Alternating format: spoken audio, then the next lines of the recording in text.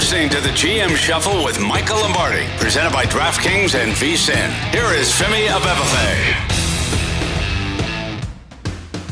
Welcome to another edition of the GM Shuffle with Michael Lombardi, presented by DraftKings and VSiN. I'm your host, Femi Abebefe. As always, make sure to subscribe, rate, and review wherever you get your podcast. Our producer, Elliot Bowman, with us on the ones and twos. Michael, we are 10 days away from the NFL draft, but we're getting breaking news here to start off the podcast. How about it? The Philadelphia Eagles make the big splash for QB1. Yeah, never doubted it, too. I think Philly was pretty clear they were going to do it. I think this is kind of a great story of hard work, perseverance, overcoming obstacles. I mean, here's a young man who got benched in a championship national title game, who overcame all the obstacles, things that, I didn't think he could do in terms of throwing with a ability to anticipate. And the Eagles really building an offense around him that suits his skill set. And, he deserves it. He earned it. I mean, he really did. And now he's in the NFC. He's one of the better quarterbacks in the NFC. So it's a great success story. He deserves this. And I think this will now have ripple effects as we move forward. It's going to be fascinating to see how Philadelphia manages the cap with this much. Because we've heard this offseason is you can't sign Lamar because you can't win a championship when you pay a quarterback. Well, the Eagles were on the doorstep of doing that last year. Now they'll see if they can get over that hurdle, paying Jalen Hurts 5 years, $255 million extension, highest paid player in NFL history. He gets $110 million fully guaranteed at signing. That's the third most ever. Yeah. And then $126.5 million fully guaranteed before year two, which is the second most. He'll also get a raise this year, including $23.294 million signing bonus, and now is signed through 2028. Right. So it's going to be interesting how this contract goes. $173 million guarantee, is... So how does Lamar take this in?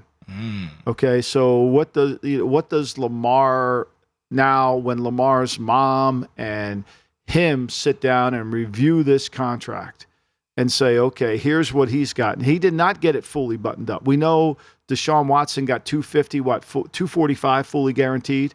So this is $10 million more on an average per year basis and a lot less guarantee.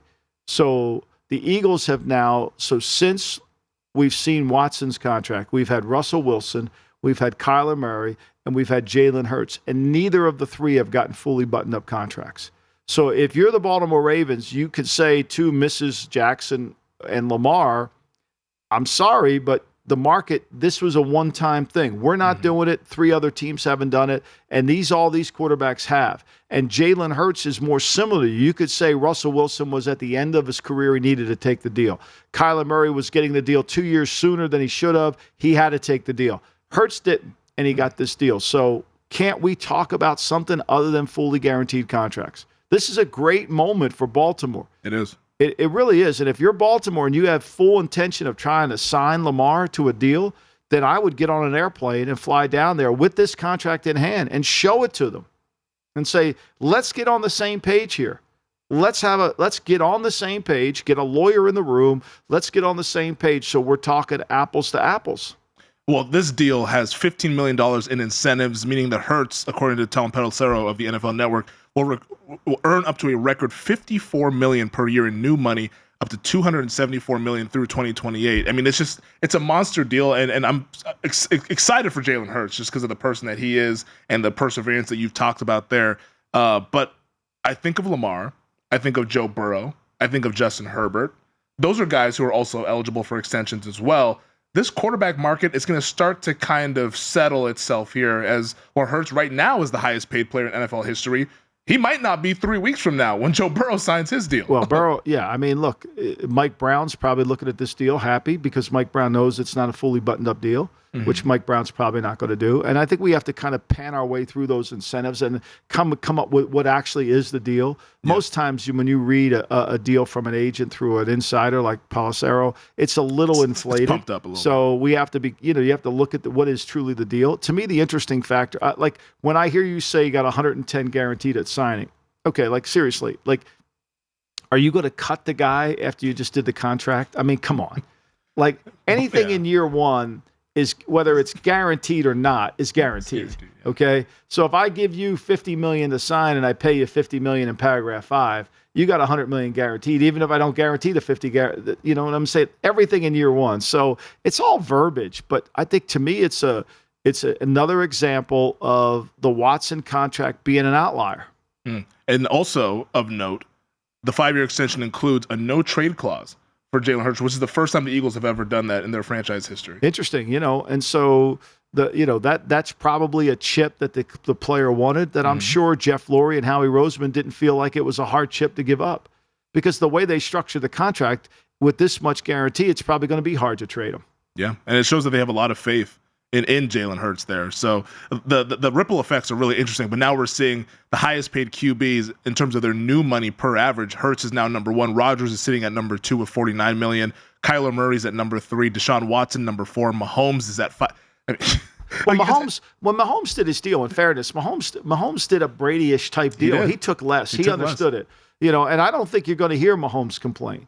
I don't think you're going to say, hey, I want to get more. I mean, eventually they're going to have to redo Mahomes' deal. But I think Mahomes really understood that there's marketing opportunities out there for me that I can compensate for this. Hurts can probably go out. He's going to be the brand of Philadelphia. Oh, yeah. I'm sure Wawa's beating down his door. Oh, yeah, there's no doubt Wawa. You can get a free cup of coffee at Wawa. Absolutely. He's going to have it. Pretzel companies all over. Philly pretzel. It's a good pretzel. They're going to go want to get him too. Daniel Jones, Matthew Stafford, Dak Prescott are tied for 7th with $40 million per year. So Daniel Jones. Could you just say that really seriously? I mean, come on. I mean, we'll get to it later in the block, but I mean, God almighty, these people have no memory. He's in there. So do you think that now we are closer to Lamar Jackson signing? Like, do you think that this is more evidence? I think what we're closer to is to understanding the intent of the Baltimore Ravens. The Baltimore Ravens have said all along they want to sign Lamar. That's what they've said. Now, they've been hiding behind this. I'm not saying hiding, or they've been saying they want to sign him, but he wants a fully guaranteed contract. To me, I think now it's out there in the open. Like, Lamar, you're not going to get a fully guaranteed contract. Nobody's going to give it to you. And if this is the way you want to act, then fine, you're on an island. But you just saw a young player take his team to the Super Bowl, which you haven't done. He didn't win MVP, but he was close. And he took his team to a Super Bowl. He had a great season, and he got rewarded off his rookie contract. I don't know what else to say to you. So you have Watson, we have Hurts. Let's meet in the middle here somewhere. I mean, because I know the whole talk about the Ravens is that no team wanted to do the work for them. In a sense, Philly's kind of giving them a little bit of a guiding light here. Philly's doing the work for Herbert. They're doing the work for Burrow. They're doing the work for everybody. Yeah. They're doing the work for Tua, too. They're going to give Tua this deal, too. What do you see? You'll have your fully jersey on that day. Like you have your Seattle jersey Seattle on. Kraken jersey on. Do you put that next to Tua? Does Tua have its own spot in your closet? No, Tua and Fields have his own closet. Tua's framed. Yeah, I got it. That's what the situation is with Tua. It's framed. But congratulations to Jalen Hurts. Obviously, the Philadelphia Eagles locking in their quarterback number 1. Now we wait to see what happens with these quarterbacks here. You mentioned Daniel Jones and the issue with the Giants fans. We can hit that a little bit here, man. Do you want to respond to that? Because the last time we did I don't have to respond to it. They don't understand what I'm saying. Like, we'll break it down to them. Well, they're actually saying that I'm reporting this. I mean, I love Carl Banks to death, and he's saying, you got to be in the locker room to know. I'm not talking about their locker room. He was throwing fire. Let me pull up the tweet talking here. About what happens when teams have to go from good to great. Read Riley's book, The Winner Within. I didn't make this up. No. I didn't. I read you the 7 symptoms of that, and it applied to the Giants. Like, I don't understand, like, how this 9-win team. Carl said you didn't watch any game. I watched every freaking game. I watched them. I watched they managed Daniel Jones perfectly. I watched how they played third down defense really well. I watched how they managed situations. Do I think they're a great team? By no means. Are they a great team? Like, what did I miss? Did they beat Philly? They didn't come close to beating Philly. Did they beat Dallas? No, they didn't. They're what, 1-5 in the division, or 1-4-1 with a tie? I mean, like, what good team did they beat? They lost to Detroit down the stretch. They should have lost to Houston if they don't turn the ball over. It's a win. So they're 7-2 going into the bye, and they go 2-7-1 off the bye. or two 5-1 off the bye? Well, one of the wins was the Commanders game on Sunday Night Football, and the other one was the Colts, who were barely even an NFL team. Yeah, under Saturday in the Parks leadership. Yeah, we saw that. So, like, I mean, and I'm not, all I'm saying with what it's an observation. It wasn't, I'm reporting this. Like, this really shows you that you got to be able to understand what people are talking about. Like, for me, if I were the president of the Giants, this would be my biggest concern, the disease of me. How you go from good to great. This is an organization for the last 5 years until this year was one of the losingest organization in football. They have one 9-win season, and all of a sudden, everything's fine, and we're going to go. To me, where's competitive stamina? Like, all I'm saying is, and I stand by what the hell I'm saying, if I were an executive at the Giants, I'd be worried like hell that everybody's going to want to get paid. Everybody's going to be satisfied with 9 wins when Brian Daboll knows more than anybody. And I love Brian Daboll. Brian Daboll's a wonderful friend. He knows this. He knows the enemy that he has to defeat is contentment. Mm-hmm. It's within. Yeah. Like, why are they so outraged by this? It's business. Anybody who listened to my comments, who's on the business side in Wall Street, got what I was saying. I mean, how about the guy that says, I didn't want to share Lombardi's tweet. It was so terrible. I didn't want to give it any credit. You got 3,000 fucking followers. What do I give a shit about your sharing my tweet? Like, I give a shit. And then here's the best part. Here's the best part I like the most. Mm-hmm. Oh, Lombardi. I've been yelled at by Al fucking Davis, okay? Like, there's no smarter human being on planet Earth in football than Al Davis, right? Like, I stood in a room with him. I went toe-to-toe with him. Like, I can handle myself. Like, I'm not worried about your 3,000 followers and what you think you fucking know, right? Like, you have no idea. You don't even know half of what the fuck I know, all right? So let's just put that out there, okay? Mm-hmm. I'm talking about business strategy. I'm talking about how to develop a culture within a team. I'm not talking about their locker room. I'm talking about Riley, what I learned from reading that book. I'm talking about what happens when teams have a little success. It's hard to go from good to great. Why do you think Jim Collins wrote the frickin' book? Yeah. And this is not exclusive just to the Giants, but I think Giants fans just took it as if it was like, oh, it's a taking a shot I say the same thing about the Lions. 100%. I say that Seattle's got to be able to. I mean, it's the biggest challenge in sports to move from good to great. And like you said, you were just making an observation, not a report. It's unbelievable. They didn't even hear the sad part. They didn't even understand it. We love you, Giants fans. We'll be back with more Shuffle on the other side. You're listening to the GM Shuffle with Michael Lombardi, presented by DraftKings and VSiN. Here is Femi Abebefe.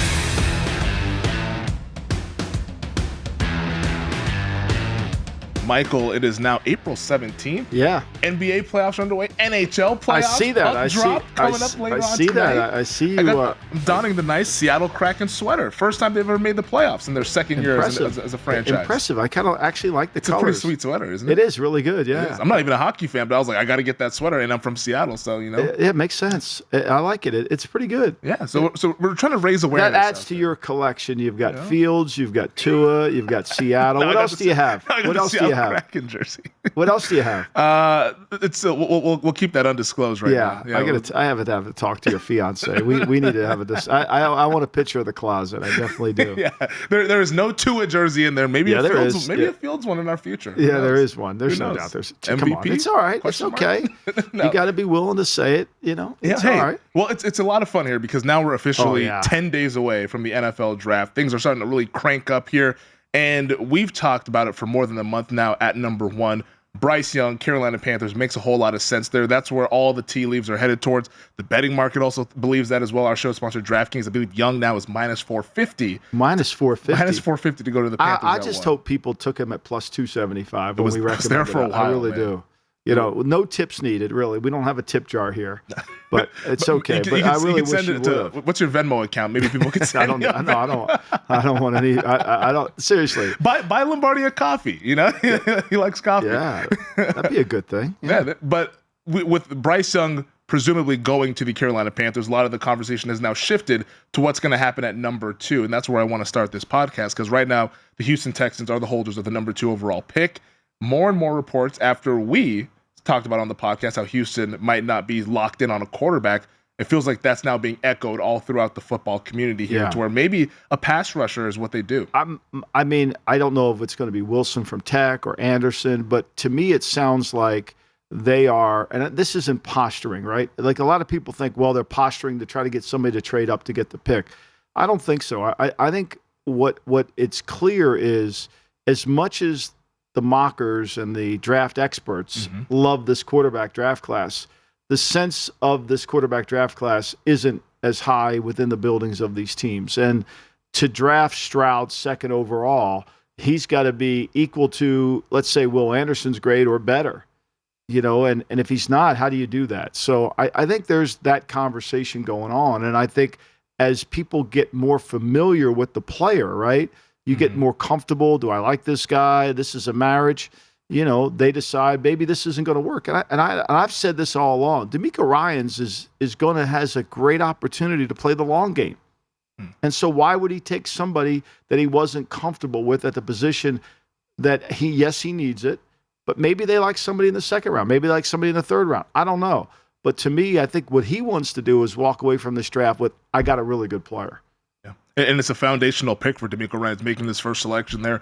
But on the other side of it, with Nick Caserio as the general manager, does he have that same amount of time as DeMeco Ryans? Well, I think, and I've reported this, I mean, the word is on the street. We've talked about it, that maybe Nick is going to leave. And some of that could be Nick's decision to leave. Some of it could be maybe just the way that they have had to restructure the organization once Ryans have come in. So I do think that, Nick has been around enough to know that Nick uses a grading system. That's one. And and the grading system that Nick uses is going to have a hard time getting some of these players to a second pick overall in the draft grade. Now, I'm not saying that Will Anderson can't get there. Maybe I wouldn't grade him as high. It's beauty's in the eye of the beholder as you get into the draft, right? Yep. So I think that. But I do believe that there will be, because of the constant changes that have gone on in Houston, I'm not sure that after the draft it's all going to stay the same. So you talked about how the league is not necessarily as high on the quarterbacks as the draftniks and the draft analysts that are out there.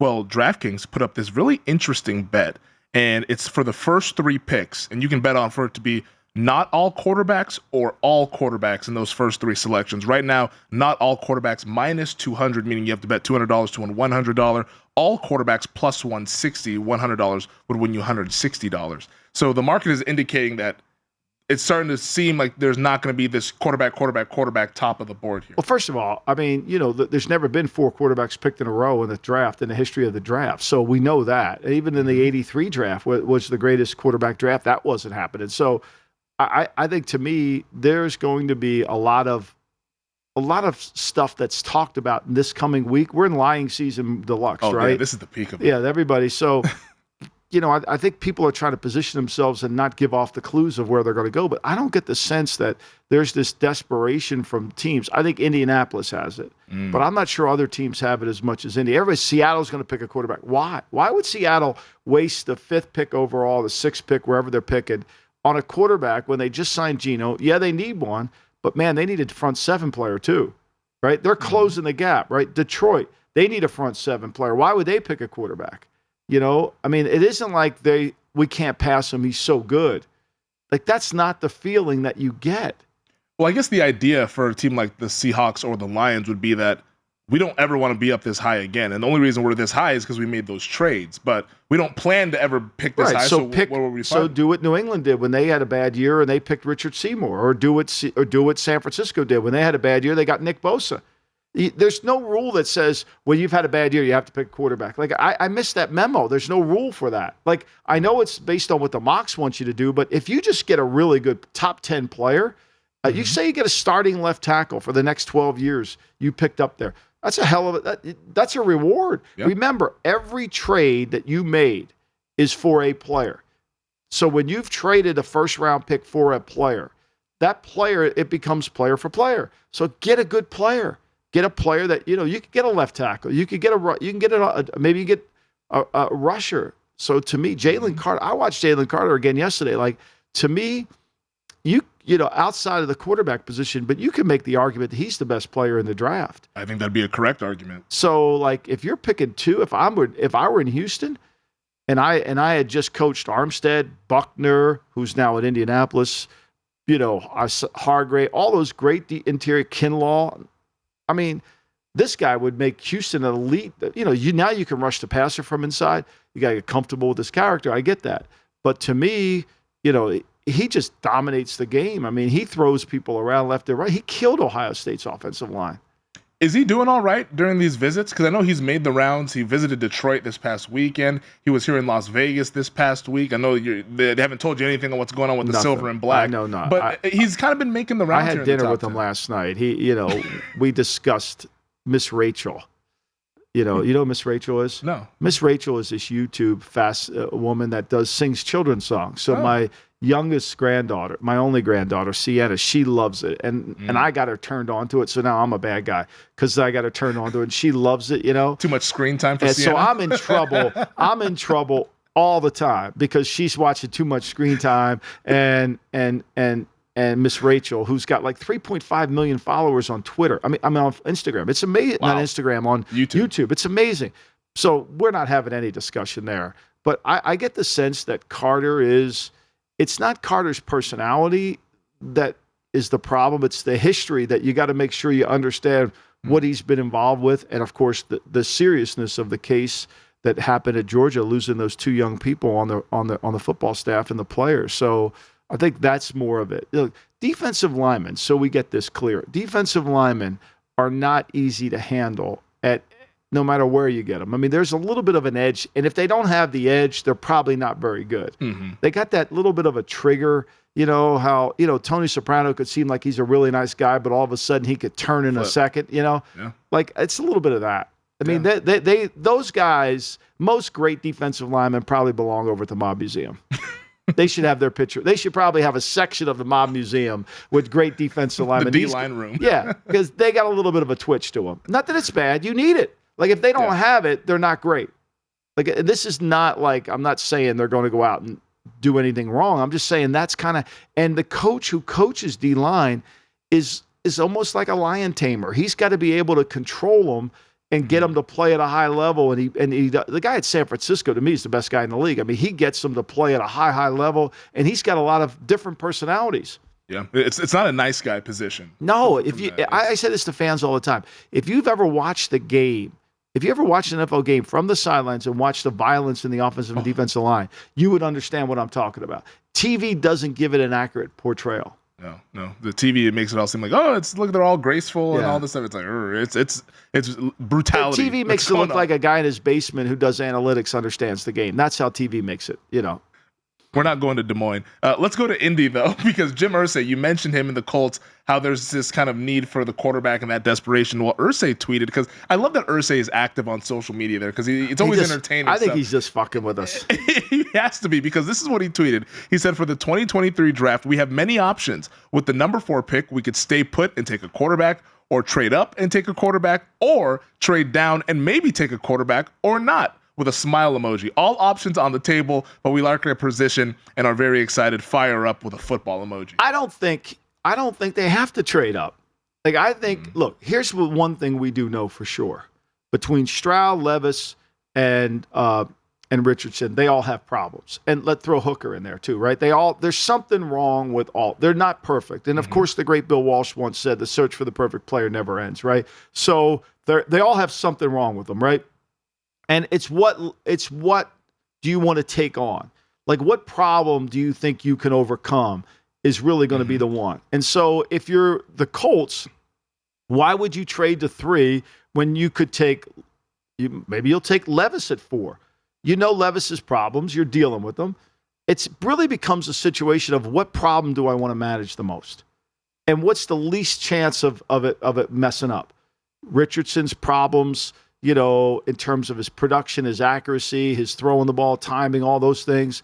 Levis, can he handle pressure, his poise, his decision-making? And then Stroud, the offense. There are all these different elements that you've got to kind of manage. Nobody is plug and play. He's going to be a player. Don't worry about him.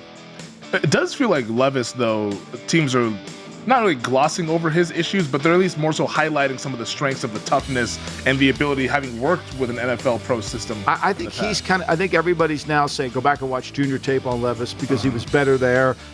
I think there's a little bit of that. He's probably easier to manage than the other ones.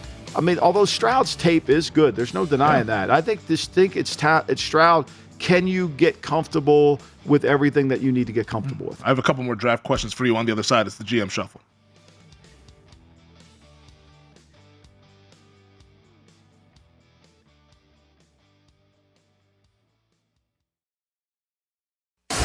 You're listening to the GM Shuffle with Michael Lombardi, presented by DraftKings and VSiN. Here is Femi Abebefe. All right, you talked about dusting off the junior tape, the 2021 tape for Kentucky quarterback Will Levis. And that, I believe, is why there was a lot of interest and excitement for Levis heading into his senior year. Didn't quite live up, got banged up. People really soured on him, especially on college football Twitter. I mean, I watched the game Saturday. Twitter's like, oh, what's all the hype about this kid, Will Levis? Well, he didn't make plays in the clutch. I mean, like he had a chance. I think it was Mississippi. He had a chance to win that game on the stretch. So. Yeah. I think that's kind of what happened to him a little bit more than anything. But look, I think this about college football players. This drives me crazy. We're in the I have watched 1,000 games on this player element, right? Okay, we're about next Thursday. We'll listen to I watched 800 games on this guy. I watched 7,000 tapes on this guy. College football is not about how much tape you watch. It's about the right tape you watch. Okay, it's really about the right tape. If you want to know a really good player, watch Ohio State play Georgia. If you want to know about a really good player, watch Kentucky play Alabama. Watch Kentucky play. There's certain games that you have to watch. It's you watching, no disrespect to Vanderbilt or any other program, but there's certain games you don't care about watching. They're false evidence, right? So in scouting, you can collect false evidence, meaning that you're collecting data against players that are never going to play in the NFL. Yeah. And so that hinders you. And so when you go to a school, where you can find the tape, the right tape to watch, right? So, you want to watch Anderson against Wright. You want to watch the right tape because that's the key to football, because the level of comp is what makes college football hard to evaluate. It's not how many games you watch, it's the right games to watch. You talked about that a lot last year when we were talking about the draft, the lead up of saying, hey, if you want to get a good comparison with Trayvon Walker and Aiden Hutchinson, you have to go back and watch the Walker reps in practice going up against those same Georgia tackles compared to Hutchinson in the college football playoff game and going against Georgia. No doubt. And so you do that. And so, that's where you really have to spend most of your time. Now, I think you have to watch the games over and over and over again. You probably should watch Georgia, Alabama 2 years ago 100 times. There's so many good players on that tape. That you have to watch that closely, really closely. And when I say watch, you've got to study that tape. Watching tape is what most people do. Studying tape is what professionals do. Understanding where the ball's going, where the protection was, how we handled this. What could he have done in this protection? How could he have routed the protection? All these things that you have to know. Remember, when you're scouting, you got to know plays and players. If you're only watching the player, it can be very misleading.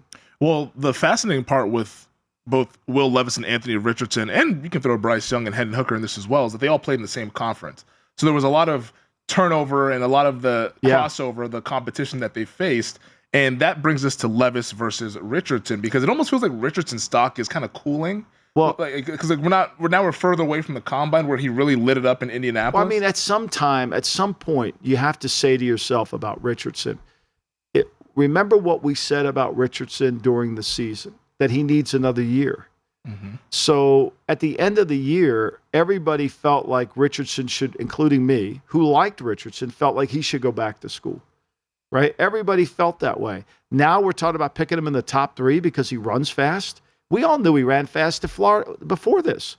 We all knew he had a great arm before the combine. There's nothing he did at the combine that's new. There's nothing he did at the combine that's new. We knew he was a great athlete. We knew he could run fast. He could leap tall buildings in a single. We knew he was Superman. But we also knew he needs another year, that he's a year away from being a year away. He really is. And the young man decided to come out. Understandable. But rewarding him for coming out with a top 5 pick, to me, never has made any sense to me. As much as I like him, would I like to work with him? Sure. Do I want to give up a huge asset to work with him? No. I mean, Terrell Pryor was a great athlete too, coming out, and when you watched him, there was a lot of things you didn't like about him playing quarterback. He ended up playing receiver in the league at a certain point, but to me, and I'm not comparing Richardson to Pryor, but they are some similarities there. They're both big-time athletes. Oh my God, there's no doubt. Yeah, so, like, I ask, like, why are we changing our tune when there's been no games played? At some point, the voice of reason has to take over. It's one thing that I've learned, and back when, like 10 years ago, when I was trying to become a little draft Nick, and I used to watch some of these guys on your YouTube. Basement? I was in the basement. Yeah. I was in the basement watching those cut-ups.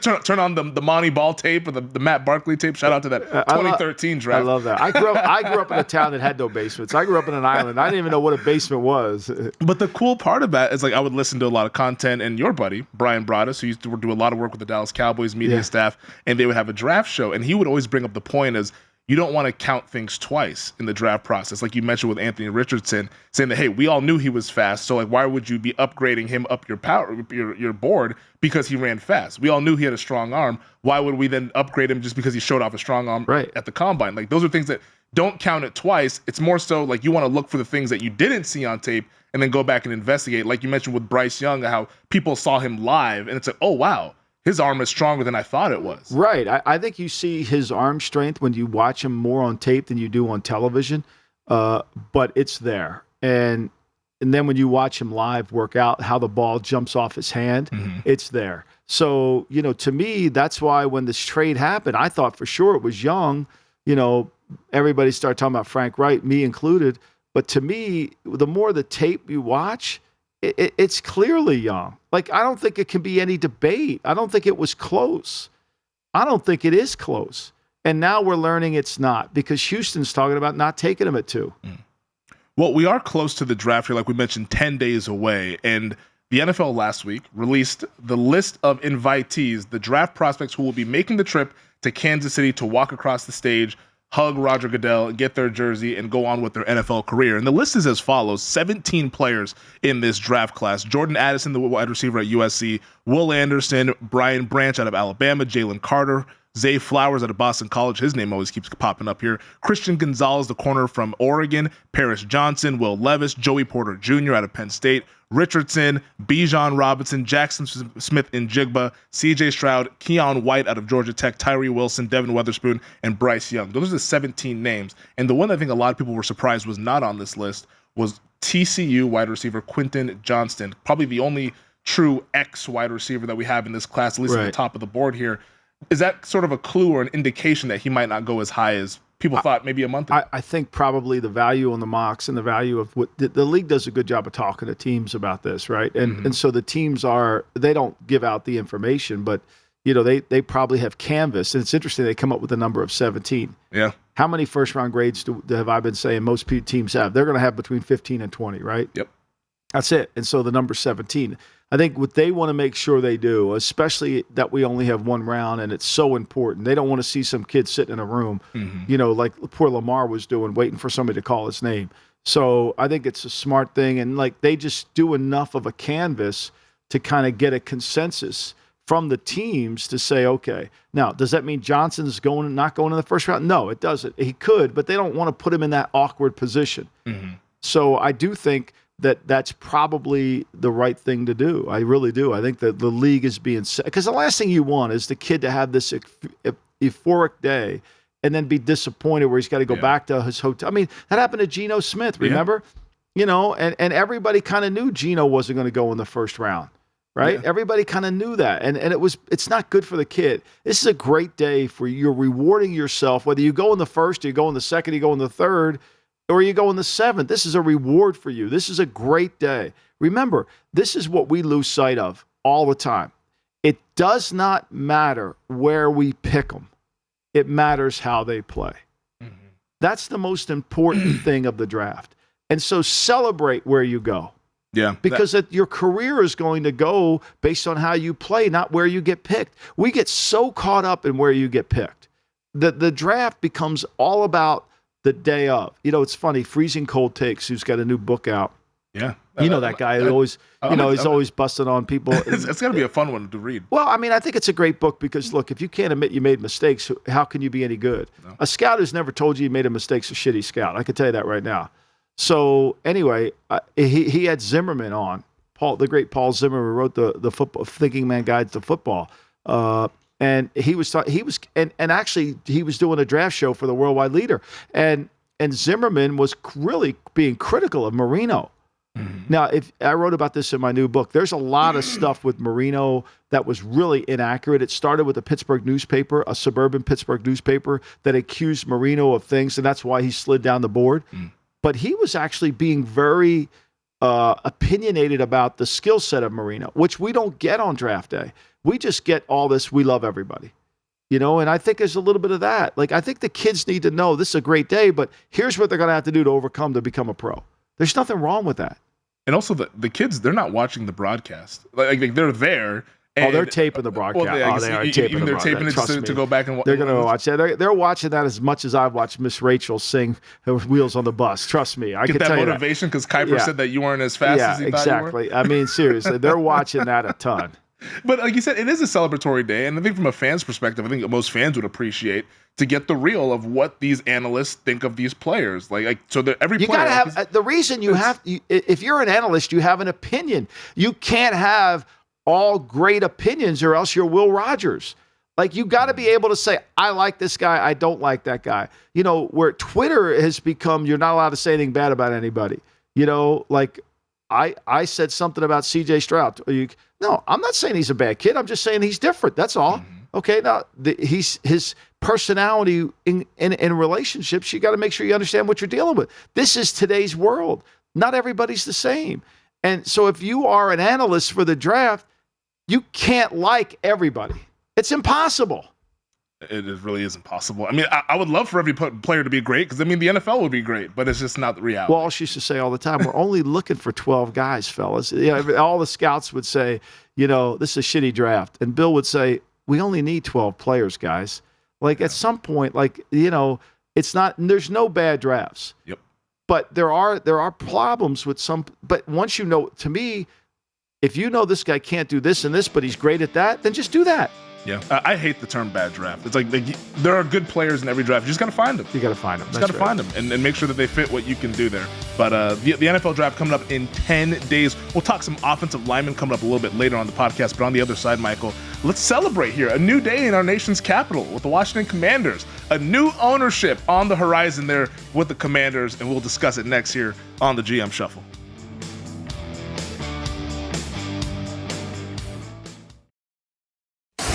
You're listening to the GM Shuffle with Michael Lombardi, presented by DraftKings and VSiN. Here is Femi Abebefe. All right, we do have a new day in our nation's capital with the Washington Commanders, Daniel Snyder, and 76ers and New Jersey Devils owner Josh Harris have reached an agreement to sell the Commanders to the Harris Group for just over $6 billion. I think this is a day that a lot of Commanders fans have been looking forward to here at the network at VSiN that we work at. Gil Alexander, big Washington fan. I know he was very excited about this news, and it's got to be exciting news for a pretty big fan base that's been down in the dumps over the past couple decades. And it's going to be interesting how this works out, right? I mean, Josh Harris owns the 76ers. He sits courtside at those games. He's going to bring his team into Link. How's that going to work? Like, I wonder how that's going to work. I mean, yes, he's got Sixer fans on his side, but that town's a football town. 100%. And so that's going to be interesting. And I think Josh Harris doesn't understand. I wrote about this for the Daily Coach today, Monday.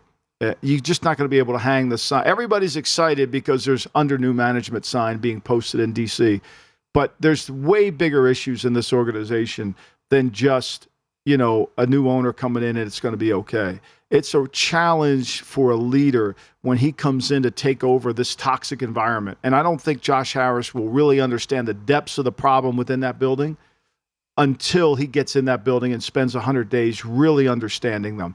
Because everybody's going to run to him and say, here's what's wrong. Mm-hmm. Everybody's going to run to him and say, here's what's wrong.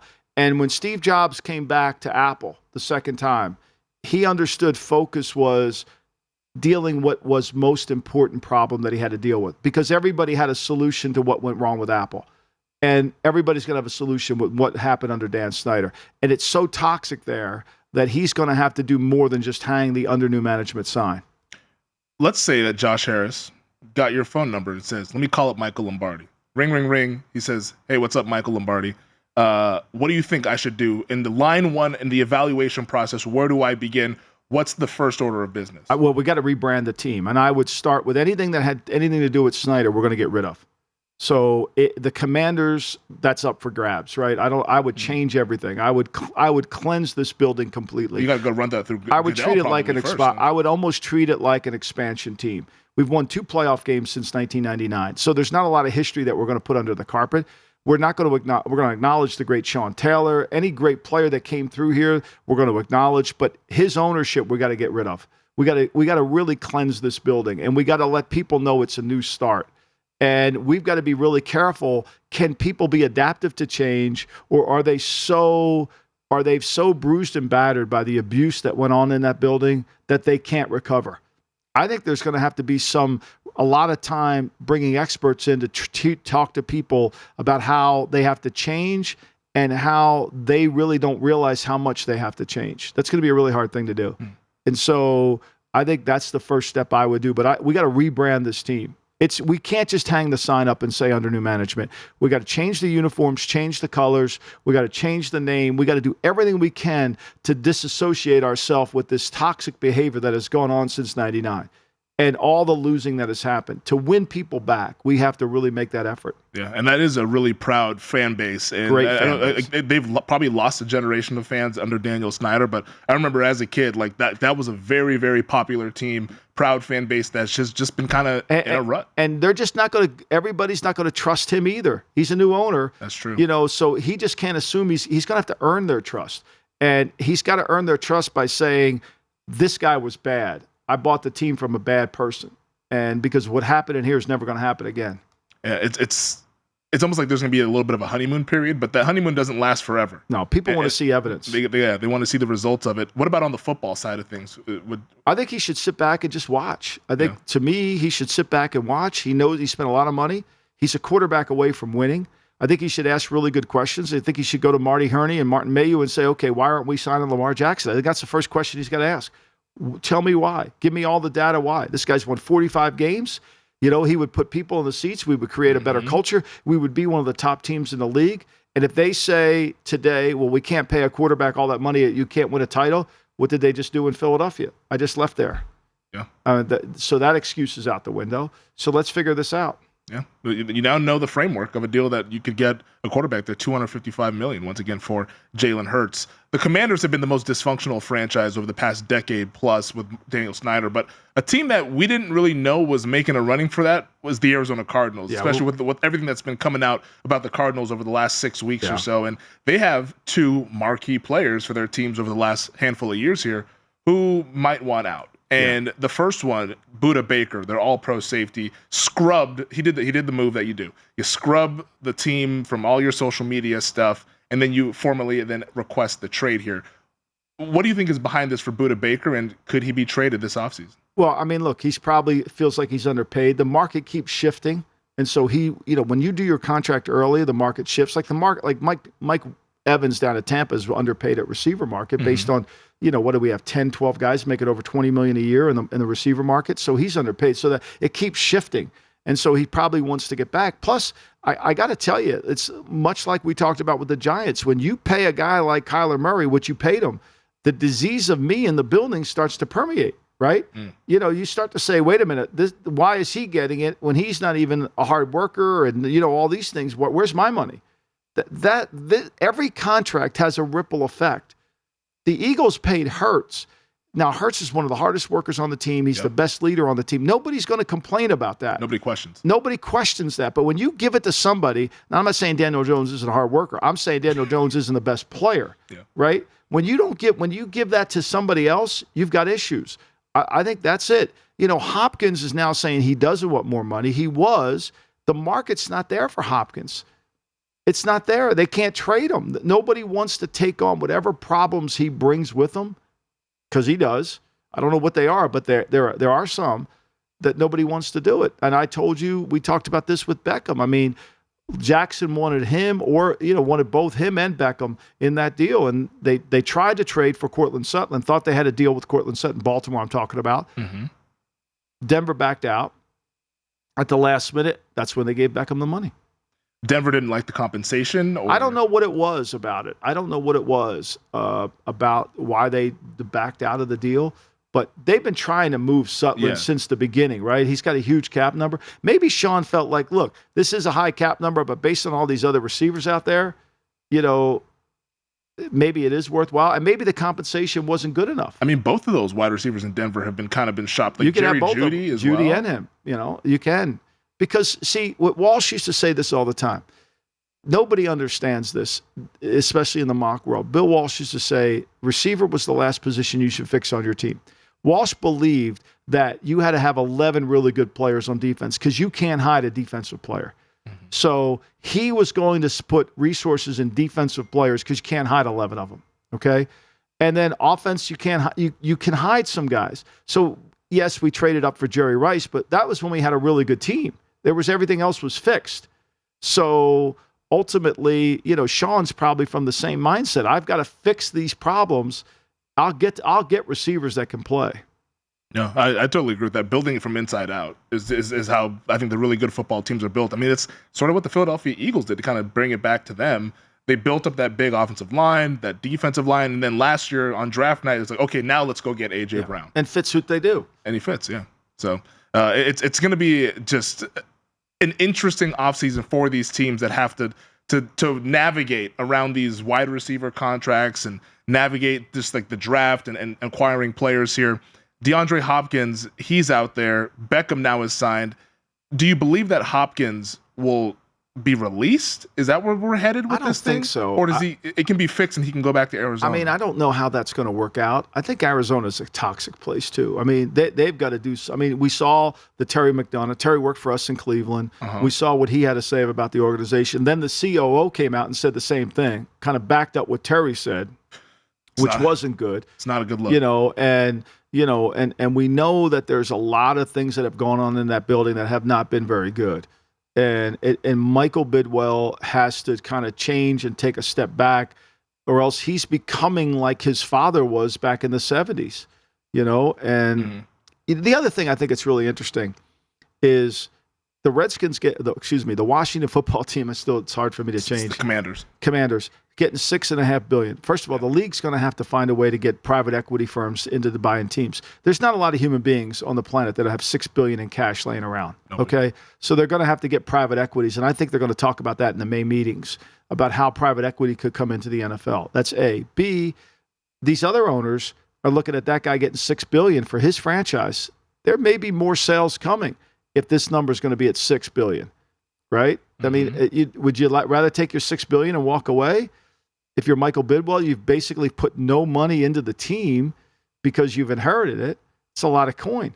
So I think the $6 billion may put some for. And what's Seattle going to go for? Yeah, I was reading about that this morning. What's Seattle going to go for? I mean, there could be some of that. I mean, could Tampa? I mean, we know the Glazer family selling over in Europe. They're trying to sell their side. Would they sell Tampa? I mean, we know that Miami, they have some things in place if something happens to Stephen Ross. So this $6 billion is a lot. And I think the owners have to figure out a way to get private equity in here because there's just not a lot of people that have $6 billion in the Josh Harris doesn't have $6 billion as wealthy as he is. No, it was Steve Ballmer is like one of the few that's actually had the cash to How pay good for is he last night when he was reacted to the thing? I love it. He's what I would be like if I was an owner. I think that's why I love it. Except you'd have a Tua jersey on sitting in the stands. He's got an Oxford shirt on. Maybe I'll call Steven Ross, see if he wants to sell to me. Last veteran I want to get to here before we talk a little bit of offensive line in this draft, Quinnen Williams. He is also going to skip the start of the offseason workout program. He's going to get paid. He's watched the market get paid. Mm-hmm. And my phone's firing up. I know, here today. You getting draft nuggets there? Where's Carter going? Anyway, I think to me, it's just a question of he's going to get paid. He's too good of a player. Uh-huh. These are easy contracts to do. Quentin Williams, I think ultimately he's probably telling they're probably telling us, we have to get Rodgers done before we get you done. Could be a while. But they'll get it done. Yeah. That's not a hard deal. You're not letting Quentin Williams go. He's too good of a player. And the defensive tackle market's also been set. I mean, too. Payne went out there. We saw Hargrave get a new deal. Simmons. So yeah, it's easy. Simmons. Yeah. So DT's getting paid, man. It's a valuable position. And the guys who block them, the offensive linemen who are coming out. I know we wanted to talk at length about it, but we were running out of time here today. Yeah. You know, everybody has Skronsky as the first one thing. I'm getting the sense from talking to people that, you know, Paris Johnson, I know he's at -115. Broderick Jones at +700 is a good deal. But I think, to me, I would go Paris Johnson over Skronsky is that how you say it, Skronsky? Yeah, Skronsky. Yeah. I would get him on the over one. There's some good they're not elite tackles. They're not Anthony Munoz, but they're good. Paris Johnson, does he go top 10? I don't know. I mean, for me, I wouldn't pick I don't think he would be a top 10 player. I think this is more of an 11 to 20 tackle draft. Broderick Jones right now, his prop, the Georgia offensive tackle, 13.5.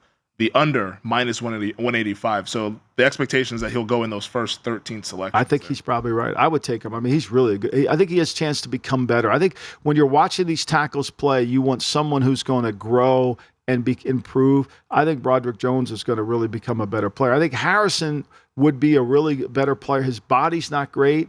He's a little bit stiff. His workout wasn't as good as Broderick Jones' workout was outstanding.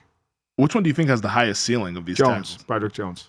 You didn't even hesitate. You love Broderick Jones. And to put a bow on this podcast here, we'll tie it back to what we talked about at the top of it. We're getting some quotes now from the Philadelphia Eagles head coach Nick Sirianni on Jalen Hurts. So this is from January. This is not what he talked about recently, but he said, quote, "It's like having Michael Jordan out there. He's your leader. He's your guy." Then Jeffrey Lurie last month, I believe this must have been at the owners meeting, he said, quote, "The hardest part for sure is the scarcity of really good quarterbacks, and we got one, and we got a very special player."